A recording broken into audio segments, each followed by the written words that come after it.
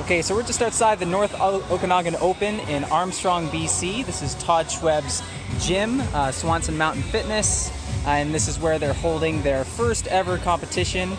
Here I have Mandi Bartkow? Bartkow. Bartkow. Yeah, Bartkow, no W. Okay. Is that Polish? Yes. I'm gonna forget it again. Mandi Bartkow. And she hails out of Saskatchewan. Yep. Okay. And she made the trip all the way out here to lift today. Today was a big day for her because it's the first time that she is lifting 24 kg bells in double Longcycle, which if you've been living under a rock and you have no idea about kettlebell sport, you wouldn't know how big of a deal that is because there's only a few women in the world who really lift the 24 kg bells. They're heavy as shit. So it's not too surprising. But I just want to stress how big of a deal this is, and let's get Mandi's take on how big of a deal this is for her and what her perception today is of lifting those and putting in the set that she did, which she'll tell you about.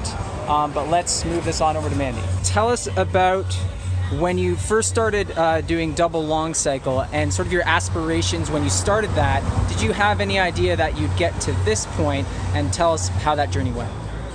I would say doubles is about 2 years now, so I started with the 16s, which felt super heavy at that time. I just wanted to last 10 minutes, kind of like I was hoping for today. And I really just had aspirations to stay under that for about a year and a half.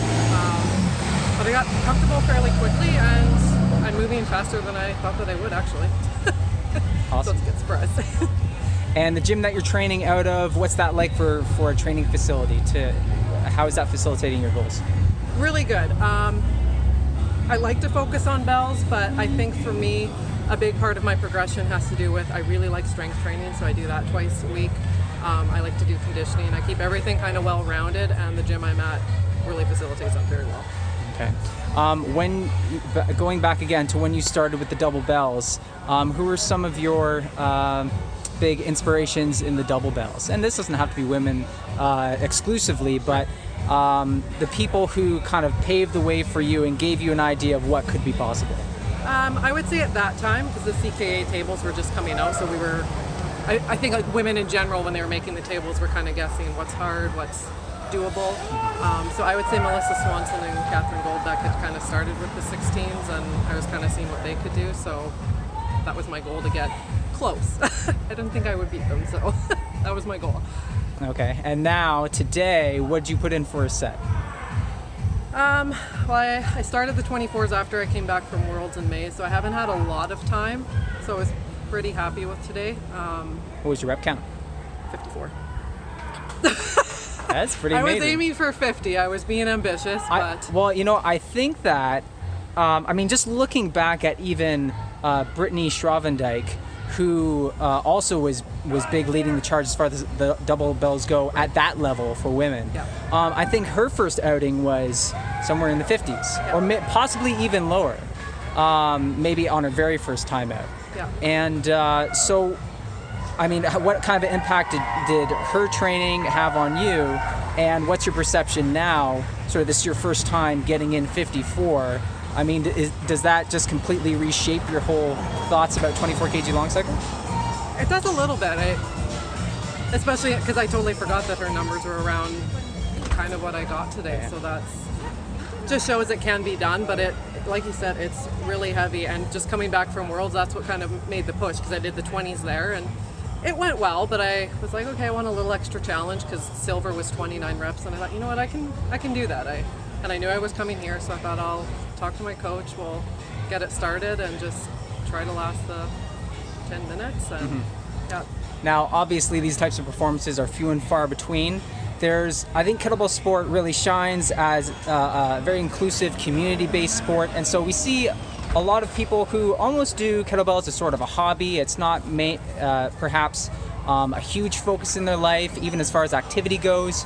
So, how realistic is it for someone else who may be watching these videos to look at you and say to themselves, oh, it can be done? How realistic is that for the average person? How do you see yourself as an athlete? I would say it's doable for the average person, but don't get me wrong, you have to put in your time. I'm a mom, I'm a student right now, but I still put in 6 days a week of training. Not exclusively bells, I do 3 days, but you have to put in your time and you have to have a level of commitment because you don't get to the heavy bells with, you know, subpar technique. Like you have to put the time in, get your technique, and yeah, it's definitely doable, but just know you're not going to do 2 days a week and expect amazing things. What's your busiest day look like? For work and training, Yeah, getting everything in. probably 6 a.m. to 10 p.m. I work 12 hours, but I schedule at least 2 hours training for myself, and I have my 2 hours of homework, so it's, as long as you organize, it can be done. Does training supersede homework, or is it the other way around right now? I would say training does. But I try. Cool. Well, I hope that everyone could take away a lot of helpful information here. I want to thank you so much for taking the time to speak to the people on the other side of the screen. Thanks. All right, thanks.